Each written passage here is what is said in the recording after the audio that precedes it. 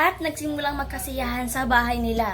Pero sa labas ng tahanan nila, may isang anak na nakatayo. Nakatayo roon ang anak niyang panganay. Narinig niya ang musika, nakita niya ang saya. At nagalit siya. Sinabi niya sa ama, "Ama, matagal na akong naglilingkod sa'yo. Kahit kailan hindi ako lumabag, pero hindi mo ako pinaghandaan ng ganito, samantala ang kapatid ko ay ang nagbaldas ng pera, siya pa ang pinagdiwang mo." Lumabas ang ama, lumapit siya sa panganay at sinabi, "Anak, lagi kitang kasama.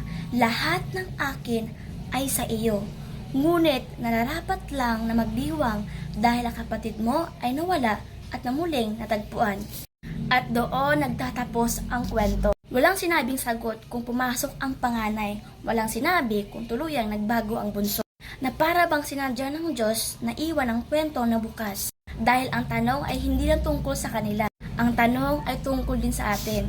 At habang papalapit ang pagtapos ng taon, marahil may isa sa atin na tulad ng bunso, lumayo, napagod, nasaktan at gustong umuwi.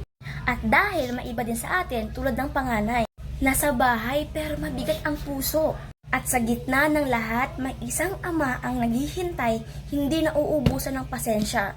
Hindi napapagod magpatawad. Handang yumakap kahit ilang beses ka bang babalik. At sa pagsara ng bagong taong ito, bago magsimula ang panibagong taon, nakatayo pa rin siya doon nakatingin sa malayo. Handa kang salubungin at hindi siya titigil hanggat hindi ka pa nakabalik.